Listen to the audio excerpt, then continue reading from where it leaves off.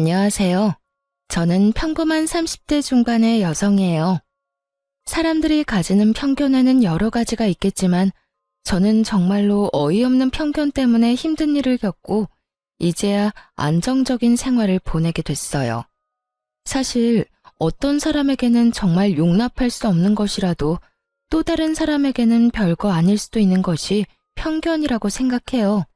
그리고 요즘 젊은 사람들에게 재혼 가정은 그렇게 큰 문제가 아니지만 나이가 많은 옛날 분들에게는 재혼 가정이라는 것만으로도 결혼을 꺼릴 일이 되는 거라는 걸 이때까지만 해도 전혀 몰랐거든요. 우리 어머니는 아버지와 재혼을 하셨어요. 옛날 분들은 쉬쉬하는 일이긴 했지만 저희 가족은 정말 너무너무 사이가 좋았죠.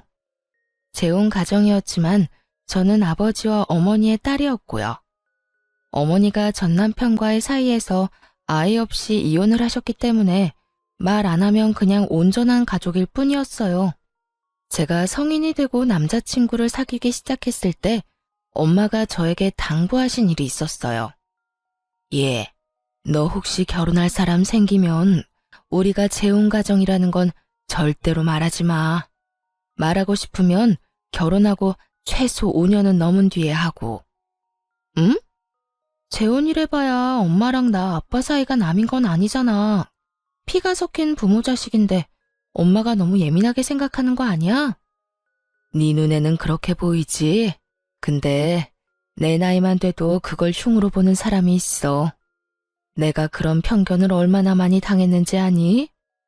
지금이야 결혼도 이혼도 쉽다지만 그때는 이혼하고 재혼한다고 하면 마치 죄 지은 사람처럼 몰아갔거든. 그러니까 네 사돈 될 사람들이 어떤 분인지는 모르지만 네가 거기에 자리를 잡고 나면 이야기해. 이야기할 상황이 안 되면 그냥 영영 갖고 가도 되고. 솔직히 저는 이해가 가지 않았거든요. 옛날 사람들의 편견이라는 거 요즘에는 돌싱들도 TV 나와서 이혼 이야기 많이 하고 재혼 이야기 많이 하니까요. 그리고 막상 주변에도 이혼한 사람들이 꽤 있으니까요. 엄마 걱정을 전혀 이해를 못했죠. 하지만 엄마의 말처럼 생각하는 사람이 시댁에 있었던 거예요. 저는 평범한 회사원으로 일하다가 작은 가게를 하는 남편과 만났고 결혼식 날을 잡아놓은 뒤 임신이 확인된 케이스였어요. 그래서 남편의 가게 사정이 나빠졌을 때 결혼식을 미루기도 애매한 상황이 됐죠. 그때는 사업을 하던 시부도 갑자기 몸이 안 좋아 입원한 상태였고 사업 자체도 기울어져 가느라 시댁에도 돈이 많이 모자란 상황이었거든요. 곤란해하던 남편을 도와준 것은 바로 저희 엄마였어요. 김서방, 요즘 많이 힘들지? 아버지도 입원해 계시고 자네 가게 사정도 안 좋다고 들었어. 이걸로 일단 급한 불 좀 끄게. 친정엄마가 건넨 것은 카드였어요. 제 명의로 된 카드였지만 안에 들어있는 목돈은 어머니의 돈이었죠. 남편과 함께 안을 열어보니 8천만 원이라는 거금이 들어있었어요. 이거면 우리가 살 집을 희생하지 않고도 남편 가게와 시부 사업을 어느 정도 유지할 수 있는 돈이었죠. 그 통장을 받고 남편은 너무 고마워서 저희 어머니에게 연신 고개를 숙이며 감사 인사를 할 정도였어요. 그만큼 시부와 남편 상황이 좋지 않았거든요. 장모님, 이렇게 큰 돈을 너무 감사합니다. 나중에 어떻게든 이 돈 갚을게요. 감사합니다. 갚지 말라는 말은 안 할 거야. 사람 일이란 게 어떻게 될지 모르니까. 내 딸을 힘들게 하면 그때는 다시 다 돌려받을 테니까. 그리고 우리가 완전 남은 아니지 않은가? 자네 부친도 나와 친한 동네 오랍이었으니까. 사실 친정엄마와 시부는 같은 동네에서 나고 자란 친한 오빠 동생 사이였어요. 거의 소꿉친구였죠. 서로 결혼하기 전까지 연락이 됐었는데 결혼 후에는 연락이 끊겨버려 연락도 못했다고 했어요. 그간 어떻게 살았는지 모르다가 상견례 때 서로 알아보게 됐거든요. 그때 정말 다들 어안이 벙벙한데 두 사람은 너무 즐거워하면서 이야기하시고 그런 어수선한 분위기는 처음이었던 것 같아요. 하지만 그 인연 덕분에 결혼이 더 수월했던 것도 있었죠. 그리고 그 인연 때문에 친정엄마가 남편과 시부를 위해 돈을 마련해 준 것이기도 하고요. 감사합니다. 제가 와이프 고생 안 시키도록 노력할게요. 고맙네. 아, 그리고 한 가지만 더 괜찮을까? 지금 자네랑 자네 부친 상황도 좋지 않으니 예단 예물 같은 건 서로 할 처지가 못 될 거라 생각해. 자네도 지금 힘든 상황이고 우리도 어찌됐건 큰 돈을 지출한 상태니까 그건 그냥 안 하고 넘어가는 걸로 하는 게 좋지 않을까 해서. 그건 걱정 마십시오. 저희야 그렇게 해주시면 더 좋은걸요. 남편은 그간의 마음고생이 다 풀렸는지 확연히 좋아하는 얼굴로 저를 보며 싱글벙글 웃었어요. 얼마 전까지 돈 때문에 고생하던 사람이었으니 가뭄에 단비가 온 듯 좋았을 거예요. 그러면서 제 손을 꼭 쥐어주는 것을 보니 결혼도 크게 걱정 없을 것 같았죠. 남편과 함께 시부 병실에 가서 상황을 이야기해드렸어요. 저희 친정어머니가 도와준다는 말을 하자 시부가 어찌나 좋아하시던지. 아이고, 우리야 너무 고맙지. 고향 동생이 사돈이 되니 이런 덕도 보는구나. 예단 예물은 우리도 힘든 상황이었으니 서로 없는 걸로 하는 게 맞는 것 같고, 내가 그래도 며느리 복이 있네. 이렇게 복덩이 같은 며느리가 떡하니 들어오고 말이야. 우리가 노력해서 너한테 다 갚아주마. 다 아버님이 쌓은 덕이죠. 짠순이 저희 어머니가 돈 빌려줄 정도면 아버님과 얼마나 각별한 사이였는지 알 것 같아서 마음도 놓이고 힘들 때 도와드릴 수 있어서 다행이라고 생각해요. 저와 친정엄마를 좋게 봐주는 시부를 보면서 기분이 참 좋았어요. 이렇게 시댁과도 진정한 가족이 될 수 있을지도 모른다는 생각을 했거든요. 그런데 그때 시모가 말을 하더군요. 근데 여보, 예단 예물을 안 하는 건 좀 아니죠. 제가 사려고 생각해둔 것들이 얼마나 많은데요. 응? 살 게 뭐가 있어? 결혼식이 아들 결혼식이지 우리 결혼식이야? 그리고 예단 예물 같은 거 할 상황도 안 돼 우리가. 당신 뭔가 착각하나 본데 간 만큼 오고 온 만큼 가는 거야. 상대방이 분에 넘치게 이미 줬는데 무슨 헛소리를. 그럼 아들이 받아온 돈 중에 좀 떼주세요. 저도 체면 치레는 해야 할 것 아니에요. 세상 사람들이 얼마나 욕하겠어요. 며느리가 시집 올 때 아무것도 안 해왔다고. 안 해오긴 뭘 안 해와. 당신 그 욕심 좀 버려.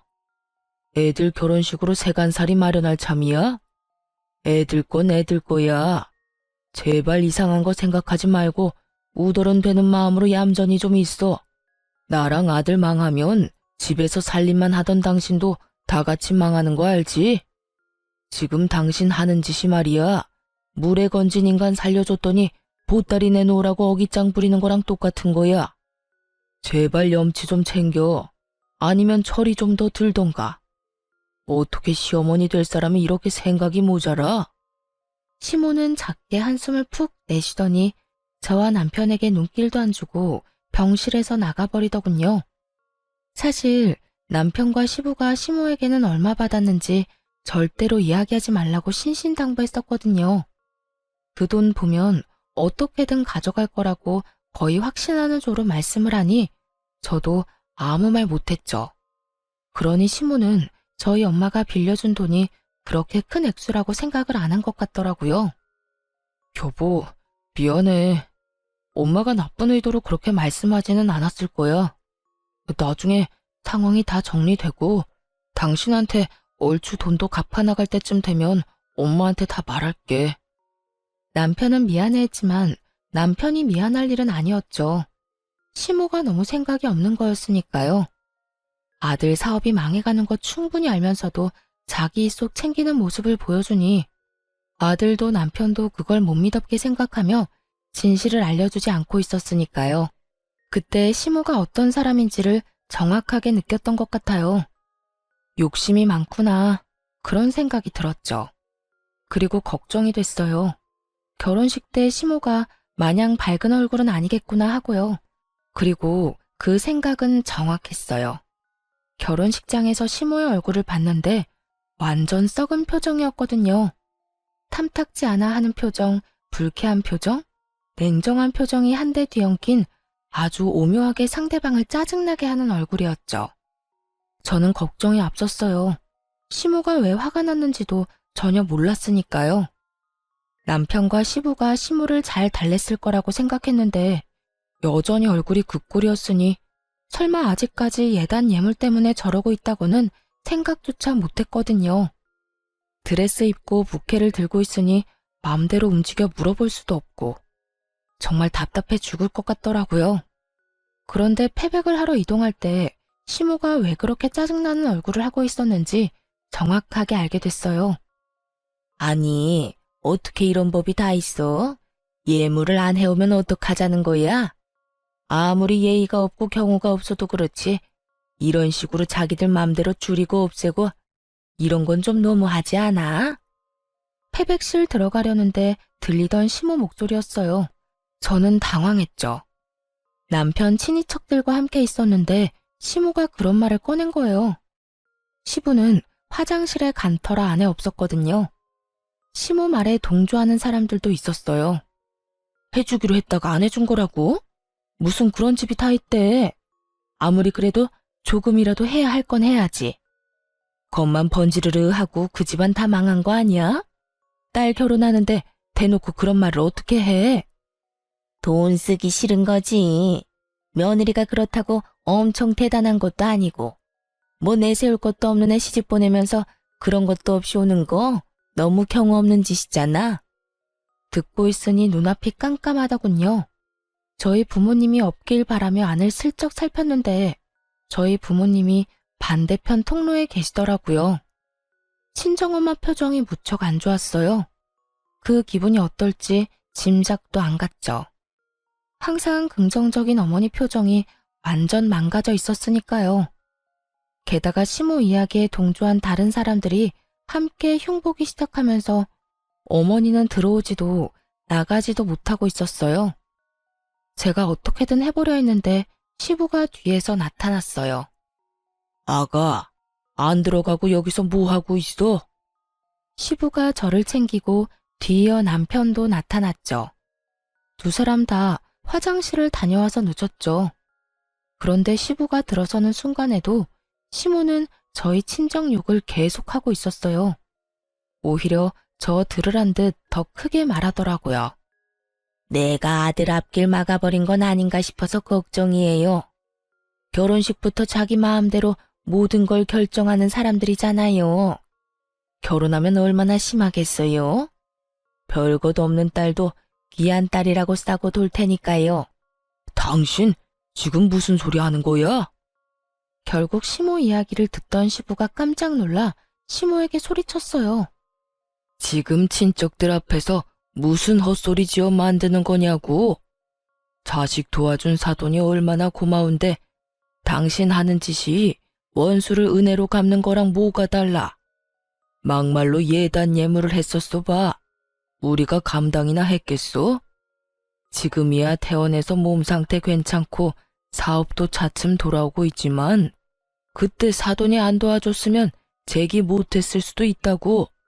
어떻게 돼먹은 사람이야 당신? 은인들 앞에 두고 그런 말을 어떻게 하냐고. 꼴랑 조금 도와준 거 가지고 이러지 말아요. 그리고 하기로 한 건 했어야지. 그걸로 얼마나 할 일이 많았는지 알아요? 제가 사야 할 것들 다 못 샀는데 그럼 가만히 있어야 하냐고요. 그리고 우리 집에 시집 오면 당연히 도와줘야 하는 거지 뭘 그렇게 생색을 내면서 도와줘요? 정말 떼쓰는 아이처럼 말하더라고요. 상황을 볼 줄 모르는 건지 주변을 전혀 신경 쓰지 않더라고요. 시모와 함께 욕한 사람들이 처가에서 이미 금전적인 도움을 줬다는 말에 자신들이 했던 말을 주워 담지도 못하고 아이고 이걸 어째 하며 발만 동동 구르고 있었는데도요. 그리고 시모의 그 철없는 말에 저희 친정 부모님보다 얼굴이 더 일그러진 사람이 바로 시부였어요. 도움을 준 사람이 바로 앞에 있는데 자기 마누라가 저런 소리를 찍찍해대니 당연히 환장하고 펄쩍 뛰었어요. 뚫린 입이라고 말 함부로 하는 거 아니야. 도대체가 당신은 나이를 어디로 먹은 거야? 그리고 내가 말했지. 당신 그 욕심 때문에 언젠가 큰 코 다친다고. 제발 욕심 좀 버려. 당신 때문에 나도 창피해. 손님들 앞에서 이게 무슨 추태냐고. 결국 남편이 수습하러 나섰어요. 아버지, 진정하세요. 그리고 어머니, 저희 까딱 잘못했으면 결혼식 연기해야 했을 수도 있어요.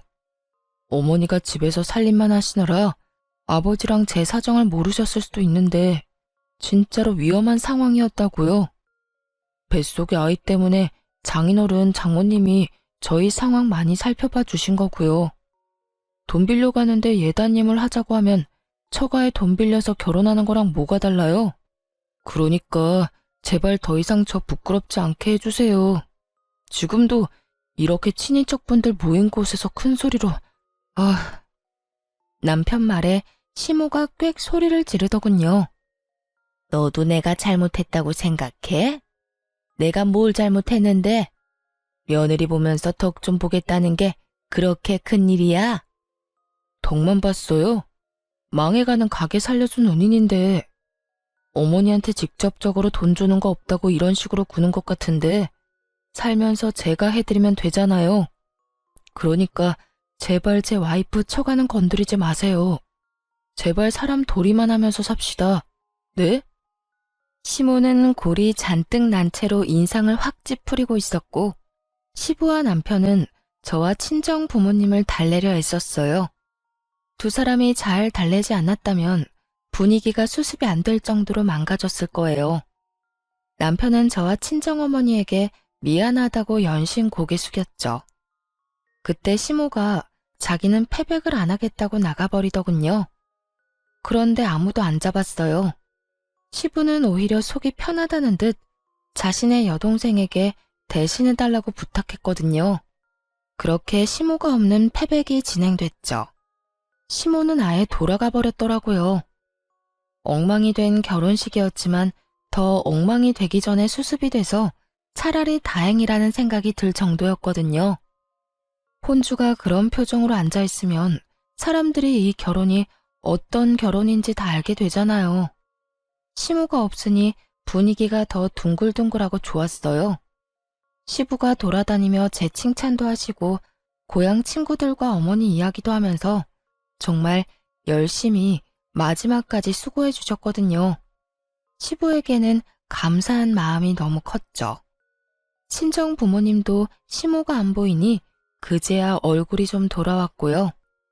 딸, 그 집 안싸돈 보면 내가 너 시집 안 보내고 싶은데 그래도 오빠가 너 좋게 생각해주고 잘해주니까 그거 하나만 믿고 보내. 예, 혹시라도 네 시어머니가 너 괴롭히면 꼭 시아버지한테 가서 일러라. 알겠지? 어른이 어른 같아야 말이지. 저런 어른도 우더른이라고 다 참아주면 너만 생고생이야. 아니다 싶을 때는 확실하게 시아버지한테 말해. 도와준 것도 있고 이 엄마 얼굴 생각해서라도 너한테 잘해줄 양반이야. 나는 너희 시모 가까이 하고 싶은 마음 없으니까 혹시라도 만나게 될 일 만들지 말고. 알았지? 정말 싫었던 건지 신신당부를 하더라고요. 그리고 며칠 뒤에야 저희는 시부모님 소식을 들었어요. 엄청 크게 싸웠다고 하더라고요. 완전히 사이가 틀어질 정도로요. 하긴 싸우지 않는 게 이상한 일이었죠. 남편은 그 결혼식 이후로 저한테 신경 많이 썼어요. 그런 거 아니더라도 원래 저한테 잘해주던 사람이었는데 더 신경을 많이 쓰더라고요. 스트레스가 아이한테 안 좋은 영향을 미쳤을까봐 걱정하며 발 마사지도 해주고 그래서 시모에 관한 건 좀 털어낼 수 있었어요. 남편이 최대한 시모와 마주치지 않을 수 있도록 해주겠다고 했거든요. 그 말 믿고 안심하고 있었죠. 그런데 남편이 막을 수 있는 것도 한계가 있더라고요. 시부와 남편 사업이 잘 풀리기 시작하면서 집안에 생기는 크고 작은 행사들을 시모와 제가 챙겨야 할 일이 생겼거든요. 그렇게 만날 때마다 남편은 자기 가게로 시모를 불러서 자기 보는 눈앞에서 제가 시모와 만나도록 해줬어요. 하지만 바쁜 시간대에 손님도 많으면 어쩔 수 없이 시모와 단둘이 만나야 할 일도 생겼거든요. 결혼식 이후로 오랜만에 본 시모는 생각보다 괜찮은 상태였어요. 대놓고 저를 싫어하는 기색을 내비추거나 냉랭한 느낌을 주지는 않았어요. 그래서 시부와 남편이 많이 달랬구나 싶었는데 그게 아니었더라고요. 예, 너 그 가방 예쁘네? 어디서 샀어? 제가 가지고 있던 가방을 보며 그렇게 말하더라고요. 신혼여행 다녀오면서 사온 거였거든요. 고가의 브랜드는 아니지만 애착이 가고 제가 딱 좋아하는 스타일이라 손이 많이 가는 가방이었죠. 아, 이거 신혼여행 갔다 오면서 하나 장만한 거예요. 그래? 그런데 너무 예쁘다. 이거 갖고 싶네. 그냥 놔주면 안 되니? 손에 칼만 안 들었다 뿐이지 이건 거의 날강도나 다름없었죠. 실실 웃으면서 달라고 말하는 시모를 보니 이거 안 되겠다 싶더라고요. 제가 웃으며 말했죠. 어머님, 제가 남편한테 말해둘게요. 그럴 거 뭐 있니? 그냥 걸친 거 주면 되는데. 너 설마 내가 결혼식 때 그랬다고 나한테 아직까지 악감정 가진 건 아니지? 설마 그럴 리가 있겠어요. 그렇지만 이건... 너 우리 집에 시집 올 때 나한테는 아무것도 안 해준 거 알지? 그런 거 생각하면 이 정도는 그냥 줘도 되는 거 아니니? 시모가 아주 단단히 벼르고 있던 모양이었어요. 제가 거절할 것 같은 뉘앙스를 풍기자 바로 그런 식으로 말하더라고요. 저는 일단 알겠다고 이야기하고 시모에게 넘겼어요. 비싼 것도 아니고 세상에 하나뿐인 것도 아니고 이걸로 시모 마음이 풀리면 그걸로도 괜찮겠지 하는 마음에 한번 준 것이었는데 그 뒤로 계속 그런 요구를 하더라고요. 남편에게 말했더니 남편이 바로 시모에게 전화해 말했어요. 엄마, 아무리 그래도 신혼여행에서 제가 와이프한테 사준 가방을 가져가시면 어떡해요. 그리고 어머니 가방 많이 갖고 계신 거 제가 잘 알거든요. 그러니까 저희 와이프 거 탐내지 마세요.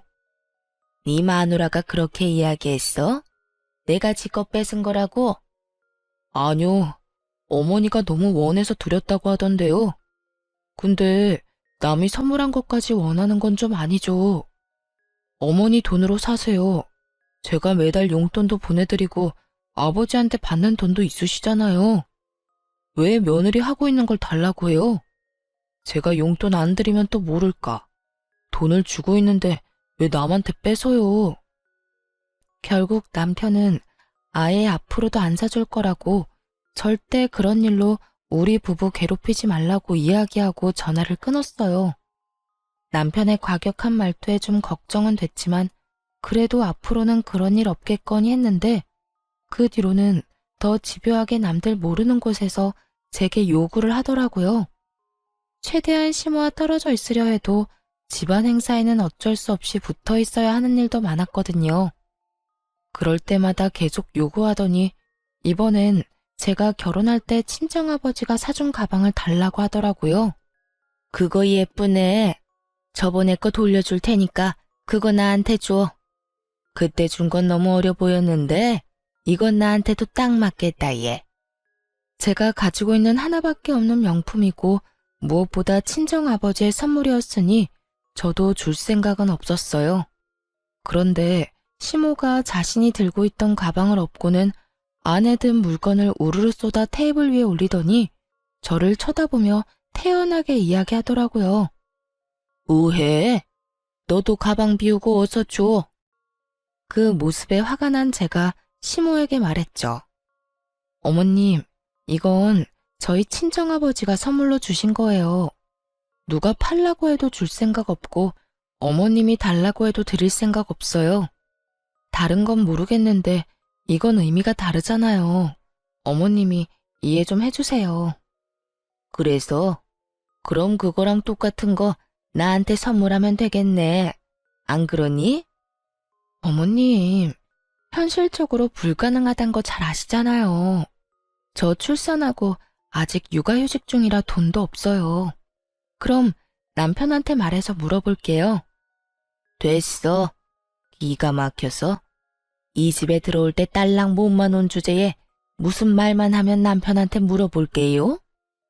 물어보는 게 아니라 고자질이겠지. 아들을 어떻게 구워 삶았으면 아들이 엄마 힘든 건 아는 척도 안 하고. 너도 그러는 거 아니야. 네가 나를 얼마나 무시했으면 그런 짓을 하겠어? 시어머니 하는 말에 내내 해도 모자란데 무슨 말만 하면 그건 안 돼, 저건 안 돼. 흐이구, 내가 등신이지, 응? 시모가 그렇게 말하더니 기분 나쁘다는 듯 다시 가방을 정리하더니 저를 두고 다른 친척들이 있는 곳으로 가버리더군요. 그리고 거기서 친척들과 저한테 다 들리도록 이야기를 했어요. 며느리가 자기 무시한다. 아무것도 해온 것도 없는 주제에 시모 말에 꼬박꼬박 말대꾸만 한다고 사람들에게 다 퍼뜨리고 있더군요. 남편에게 말해봤지만 상황이 좋아지지 않았고 남은 건 시부밖에 없다고 생각했어요. 그래서 저는 시부에게 연락을 했어요. 그래, 그렇지 않아도 내가 먼저 전화하려고 했는데 너 잠깐 나오거라. 시부를 만나러 간 곳은 시부 회사 근처였어요. 나가니 시부가 제게 종이봉투를 하나 건네더라고요. 그리고 그 안에는 고가의 가방이 있었죠. 너 얼마 전에 네 시어머니한테 가방 뺏긴 거 아들한테 들었다. 내가 그거 보니 미안해져서 말이지. 그간 사돈에게 도움받은 것도 있고 내가 네 어머니에게 직접 선물을 하려니 그러지 말고 며느리한테나 잘하라고 해서 이렇게 가방 하나 사들고 왔어. 내가 너한테는 얼마나 고마운지 모른다. 앞으로도 우리 아들이랑 손주랑 그렇게 잘 지내거라. 다른 건 바라지도 않아. 솔직히 네가 우리 집에 들어오고 좋은 일만 있잖아. 말만 들어도 힘이 되고 기분이 너무 좋더라고요. 대신 이거 네 시어머니한테는 내가 사줬다고는 하지 말고 그 여편네 그거 알면 또 난리 날 거다. 그 말을 듣는 순간 그런 생각이 들더군요. 이걸 보면 시모가 얼마나 갖고 싶어 할까 하는 마음이요. 그래서 숨겨두고 몰래 쓸 생각이었는데 시모가 저번에 친척들 앞에서 제 욕한 게 생각나서 괘씸하더라고요. 그래서 이번에 시댁에 갈 때 그 가방을 메고 갔어요. 시부가 먼저 알아채더니 저한테 눈짓으로 잘하고 다닌다며 고개를 끄덕이더군요. 그리고 아니나 다를까 이번에도 시모의 눈이 돌아가더라고요. 예, 이런 건 또 어디서 났어? 저번보다 훨씬 예쁘다. 이거 나한테 줘, 응? 그러면 앞으로 친척들한테 네 이야기 안 할 거야. 그걸 말이라고 하는 건지. 시모가 며느리 흉보면 사람들이 그 집안을 뭘로 알겠어요? 그것도 결혼한 지 1년도 안 된 며느리를.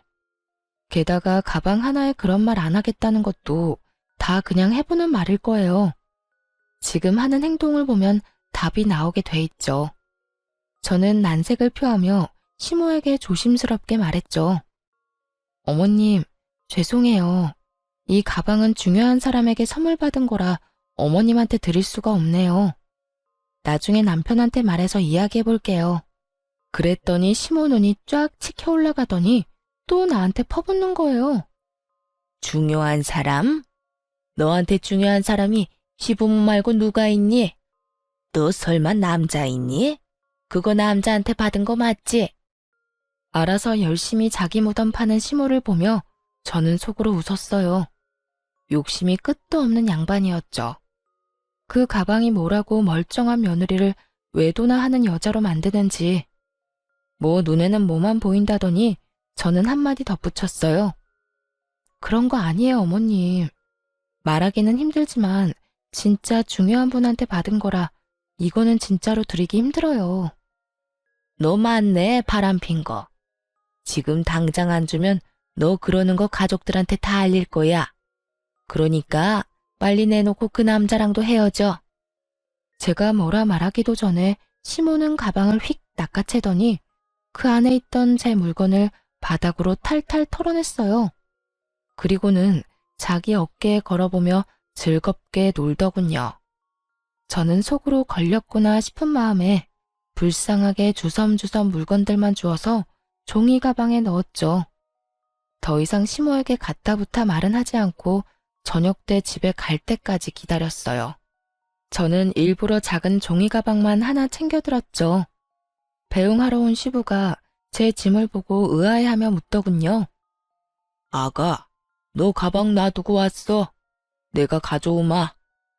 여보, 그거 아니야. 이제 내 거니까 거기 놔둬요. 시부가 시모 이야기에 당황한 얼굴이 돼서 시모에게 되물었죠. 이게 왜 당신 거야? 걔가 나한테 줬다고요. 자기 불리해지는 거 싫으니까 바람 피우는 거 나한테 들켜서 내가 눈 감아주는 조건으로 그거 받은 거란 말이에요. 혼자 소설 쓰던 시모를 보며 시부가 황당한 얼굴로 되물었죠. 바람을 피워? 네, 그 가방 바람 피운 사람한테 받은 거라고요. 뭐라는 줄 아세요? 중요한 분한테 받은 거랍니다. 그게 왜 도남인지 뭐겠어요? 시부가 골 때린다는 표정으로 이마를 부여잡고 시모에게 물었죠. 그 중요한 분이 왜 도남이라고? 누가 그래? 딱 보면 척이죠. 이 비싼 가방을 그럼 누가 사줘요? 의기양양하게 말하는 시모는 그 이야기는 꺼내지 않기로 한 약속도 다 깨고 시부에게 구구절절 자기가 쓴 소설 이야기를 말하고 있더라고요. 그게 얼마나 웃긴지 그런 시모에게 시부가 꽥 소리를 질렀어요. 나다. 내가 사줬어 이 옆에 내야. 시아버지가 사준 걸 시어머니가 홀라당 가져가? 도대체 당신은 생각이 있는 사람이야 없는 사람이야? 당신이 이걸 왜 사줘요? 내가 며느리 집안에 받은 게 얼만데 그럼 이런 거라도 해줘야 할 거 아니야? 당신은 양심이 없는 거야 아니면 욕심이 눈을 가린 거야? 어떻게 남한테 선물 받았다는 걸 그것도 그런 난잡한 상상해가며 며느리 모함하고 요새 친척들 사이에서 며느리 험담하는 것도 그래. 내 귀에 안 들어올 줄 알았어? 내가 그거 뒷수습하느라고 얼마나 힘든지 아냐고. 있는 사실만 말해, 있는 사실만. 당신 혼자 소설 쓰고 자빠져 있지 말고. 시부가 그렇게 말하며 가방을 탈탈 털어 시모 물건을 바닥에 냅다 던져버리고 제게 가방을 돌려줬어요. 그걸 보고 있던 시모가 저를 째려보는데 어쩌겠어요. 저는 줬는데 시부가 다시 돌려줬으니 다시 제 것이 된 것뿐이죠. 그리고 그 뒤로 시모는 제 것을 탐낸 적이 없었어요. 시부에게 한바탕 혼쭐이 난 모양이었어요. 이제야 시모가 제정신 차렸구나 싶었는데 그게 아니었어요. 그때 앙금이 남아있었는지 그 뒤로 저를 괴롭히는 일이 많아졌거든요. 특히 아무 쓸데도 없는 일을 계속 시키려고 했어요. 남편이 거의 막아줬지만 남편도 못 막는 일이면 무조건 트집 잡아 사람을 혼내고는 했어요. 게다가 하루 만에 다 할 수 없는 일을 시켜놓고 제대로 못하면 친정 부모님 욕을 엄청 했거든요. 그러다 정말 제대로 시모와 붙은 적이 있었는데 그게 바로 김장 때였어요. 보통은 친정이나 시댁에 가서 김장을 하는데 시모는 시댁에 오지 말고 저희 신혼집에서 김장을 해서 시댁 먹을 것까지 해서 가져오라고 하더라고요. 너무 양도 많고 힘드니 친정엄마한테 연락했죠. 이야기 들은 친정엄마가 흔쾌히 도와주겠다며 왔는데 제가 좋아하는 반찬에 고추장, 간장까지 다 해오셨더라고요. 둘이서 김장하는데 힘들긴 했지만 정말 재미있게 일했거든요. 김장을 다 하고 친정엄마에게 잠깐 쉬고 가라고 했죠. 안방에 들어가 엄마가 쉬는 동안 저는 바깥에 정리하고 있었는데 갑자기 현관문 비밀번호 누르는 소리가 나더니 곧 시모 얼굴이 보였어요. 어머님, 무슨 일로 오셨어요? 제 물음에 답도 않고 시모는 제 얼굴에 다짜고짜 종이를 확 뿌려대더라고요. 날리는 종이를 보며 당황한 표정으로 이게 무슨 종이인가 싶어 주었어요. 그런데 그 사이에 거실로 들어간 시모가 다 만들어 놓은 김장김치 뚜껑을 열더니 거실에 패대기 치는 거예요. 너무 당황한 제가 소리를 질렀죠. 어머님, 이게 무슨 짓이에요? 무슨 짓? 무슨 짓은 너랑 너희 집이 했겠지. 너 이혼가정인 거 왜 말 안 했어? 말했으면 너 절대로 결혼 안 시켰을 거야. 다 부모 따라가는 법이라고 그 나물에 그 밥이지. 봐라, 네가 중간에서 이간질을 얼마나 했으면 남편도 아들도 다 네 치마폭에 쌓여 헤어나오지를 못해. 너 때문이잖아, 이 도둑년아. 밑도 끝도 없는 이혼 가정 이야기. 저야말로 당황했죠. 이게 이렇게 크게 화낼 일이었나요? 진짜 이해가 안 가더라고요. 어머님, 도대체 무슨 말씀하시는 거예요? 그리고 김치는 왜 이렇게 만들었어요? 너랑 네 어미가 만든 김치를 우리가 왜 먹어? 재수가 없으려니 이런 년이 집에 붙어가지고. 너도 내 자식 버리고 이혼할 가능성 충분해. 네 엄마가 그랬던 것처럼. 내가 다 조사해봤어. 어쩐지 처음부터 마음에 안 들더라. 자기 마음대로 모든 걸 다 하려고 한 것도 그렇고 매번 남편 시아버지 내세워서 일 처리하려고 하는 것도 그렇고. 너 네 엄마한테 그렇게 배웠어? 어른한테 그런 식으로 하라고 배웠냐고? 저희 엄마 욕하지 마세요. 어디 가서 그런 소리 들으실 분 아니에요. 저와 시모가 싸우는 소리가 들리자 안방에서 선잠을 자고 있던 친정엄마가 깜짝 놀라 밖으로 나왔어요. 그런 친정엄마에게 시모가 소리쳤어요. 그래, 너 잘 만났다. 남자 버리고 다른 남자 만나서 사니까 기분 좋아? 그래서 네 딸년한테도 이런 식으로 하라고 가르쳤어? 남자가 다 네 말대로 할 줄 알지? 내 남편 어떻게 구워 삶았는지 모르겠지만 너희들 다 오늘부로 끝났어. 재혼 가정? 그딴 인간들 내 아들하고 엮이는 거 내 눈에 흙이 들어가도 못 봐. 지금 당장 헤어지도록 만들 거라고. 악에 받쳐 소리 지르는 시모를 두고 보다 못한 친정엄마가 시부에게 전화를 걸었어요. 오빠, 빨리 애들 집으로 와. 지금 완전 난리도 아니야. 쉬는 날이었고 시부가 근처에 있었기에 금방 올 수 있었어요. 그리고 엉망진창이 된 집을 보며 시부가 어이없다는 듯 말했어요. 이게 지금 이 난장판이 뭐 때문에 이렇게 된 거야? 오빠 처가 그랬지. 며느리한테 김장 혼자 하라고 시키더니 이것 좀 봐. 김장한 거 다 엎어놔서 쓰지도 못하게 만들고. 내가 우리 애들 먹으라고 만들어준 반찬도 쓰레기통에 다 쳐넣더라. 이게 대체 어떻게 된 일이야? 당신이 진짜 이랬어? 나 아니에요. 저 사람들이 거짓말하는 거지. 어머님, 거짓말하지 마세요. 저희 집에 아기용 홈캠 달아놔서 그 상황 다 찍혔거든요. 제 말에 시모 얼굴이 하얗게 변했어요. 이렇게 큰 사고를 쳐놓고 발뺌으로 넘어가려고 하다니 도대체 생각이 있는 사람인 건지 없는 사람인 건지. 그렇지만 시모는 개의치 않고 시부에게 붙어서 말하더라고요. 내가 한 거긴 한데 이 사람들 믿을 만한 사람도 아니야.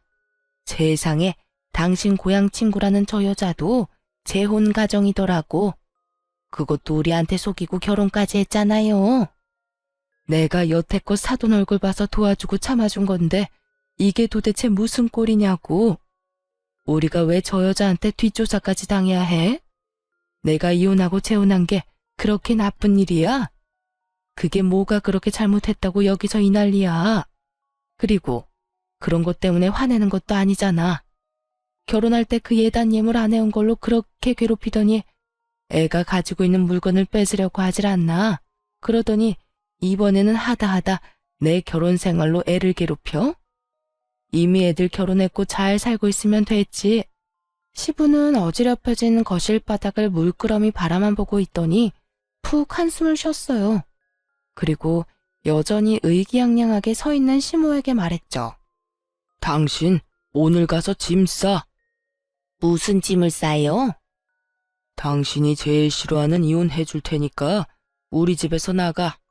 그 얼굴 꼴도 보기 싫으니까 나가라고. 갑작스런 시부의 이혼 선언에 모두들 놀라서 눈만 껌뻑였어요. 그게 무슨 소리예요? 화난 거 알지만 그런 이야기는 장난으로도 하면 안 되죠. 누가 장난이래? 내가 장난치는 걸로 보여? 이 집안이 당신 때문에 하루도 조용할 날이 없어. 내가 당신이랑 결혼하고 나서 매번 했던 말 있지? 제발 욕심 좀 줄이고 살라고. 며느리 들어오더니 더 심해졌잖아. 그럼 며느리를 내보내야지 왜 날 내보내요? 그럼 자식 새끼 늙어 죽을 때까지 호래비로 만들 셈이야? 아니면 우리 집 대 끊기게 만들려고? 나가려면 당신이나 나가. 싫어요. 못해요. 안 나갈 거라고요. 어떻게 몇십 년을 같이 살았는데 이런 식으로 이혼을 하자고 해요? 이혼 못해? 그럼 며느리랑 아들 일에 앞으로 입도 뻥긋하지 마. 그거 지킬 수 있으면 이혼은 안 할 거야. 그건 말도 안 되죠. 제가 시어머니인데 우도른인데 애들한테 말도 못하면 그게 무슨 어른이에요? 그래? 그런데 어쩌나 우리 애가 결혼할 때 사돈한테 빌린 돈이 있어.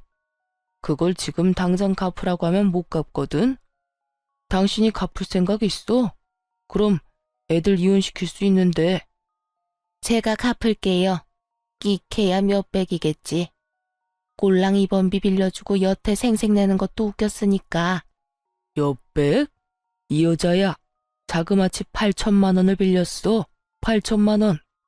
당신 갚을 수 있어? 어? 8천만 원이요?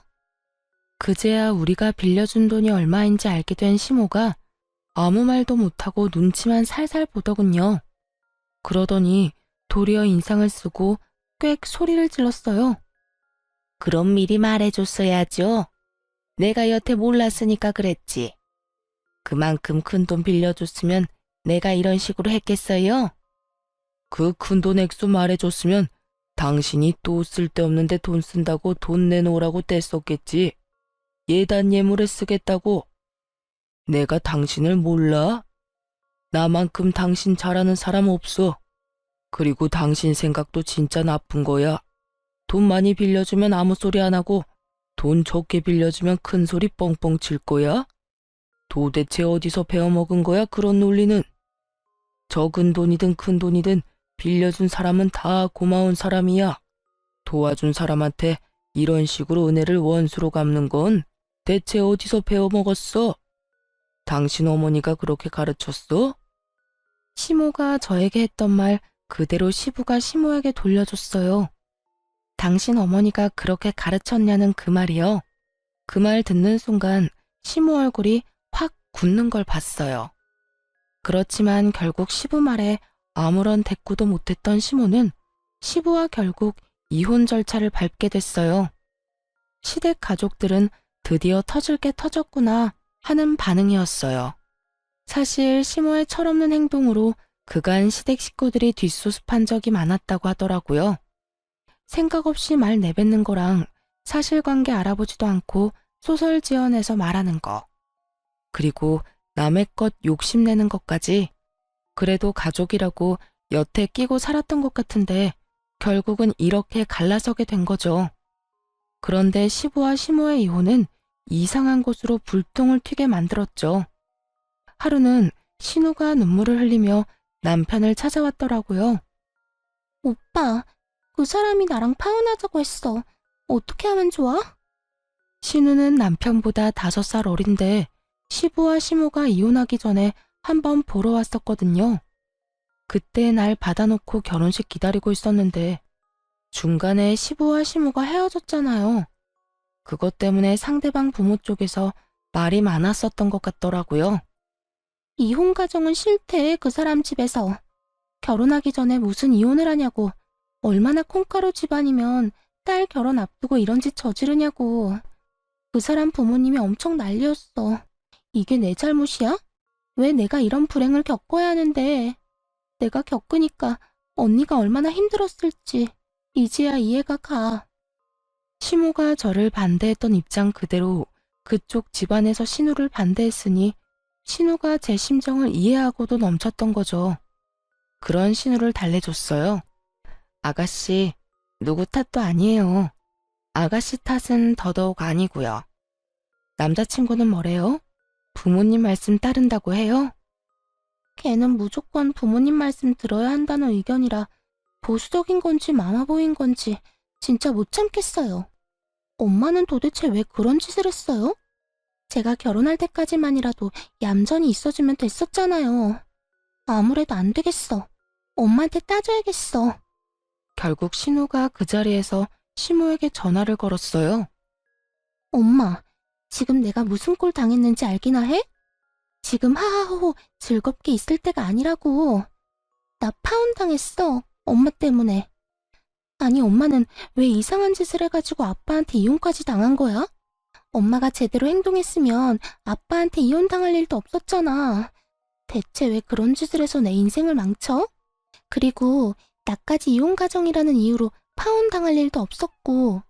엄마가 내 인생 조져놓은 거야. 아냐고. 예, 그게 무슨 소리야? 네가 왜 파혼을 당해? 엄마 아빠 이혼했다고 파혼당했다고. 엄마가 다 책임져. 책임지라고. 내 인생 어쩔 거야? 신우는 시모 탓을 하며 시모에게 악담을 퍼부었어요. 아니, 이혼한 게 네 탓도 아닌데 왜 결혼식에 그딴 이상한 이야기를 들먹여? 그 사람들 제정신이니? 시모 말에 마시던 차를 내뿜을 뻔했어요. 자기도 그 이상한 논리로 저희 부부를 갈라놓으려 한 사람 중에 하나였으면서 저런 말을 할 수 있다니. 하긴 그때는 본인도 이혼녀가 될 수 있을 거라고 생각조차 못 해봤을 테니까요. 엄마, 앞으로 나한테 연락하지 마.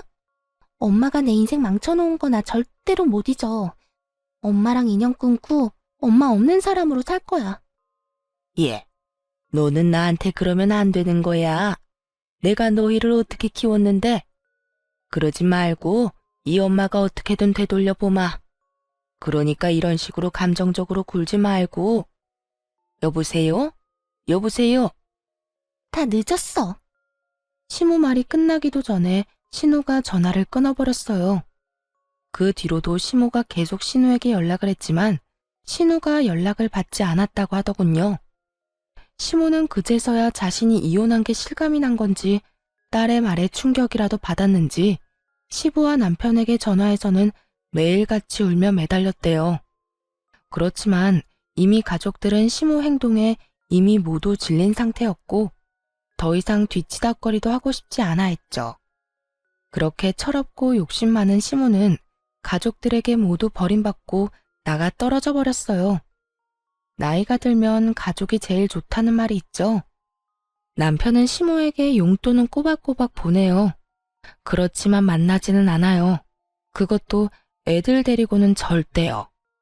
시모가 저와 친정어머니에게 한 짓을 보고 애한테 나쁜 생각이라도 심을까봐 걱정된다고 말할 정도거든요. 남편은 그때 시모가 저희 거실에 김치 다 뿌려놓은 홈캠 영상을 보고 완전 분노했었거든요. 남편이 가서 시모에게 따진다는 거 시부가 이미 다 해결했다고 말리느라 그날 정말 고생했어요. 시모도 그런 식으로 아나무인으로 굴지 않았다면 적어도 남편과 척지고 살지는 않았을 텐데요. 자기가 뿌린 씨를 알아서 거둔 거죠. 시모도 이제 어르신 소리 들을 나이니 나이 먹으면서 제발 철도 같이 들었으면 좋겠네요. 이제 와서 너무 늦기는 했지만요. 살다 보니 이런 일도 겪고 참 세상 사는 게 제 맘 같지만은 않더군요. 그래도 이제야 어떻게든 정상적인 생활이 되어서 다행이라고 생각해요. 편견을 가진 시모가 결국 본인 스스로 그 편견을 뒤집어 쓰게 될 줄 아무도 몰랐겠죠? 그리고 모든 가족이 자신을 버릴 거라는 생각도 못했을 거고요. 시모를 보면서 생각나는 게 하나 있어요. 반면교사라고 하죠. 저 사람처럼은 절대 되지 말아야겠다. 그 마음이요. 쓰다 보니 글이 길어졌네요. 긴 글 읽어주셔서 감사하고 여러분들은 행복한 시간만 보내셨으면 좋겠어요.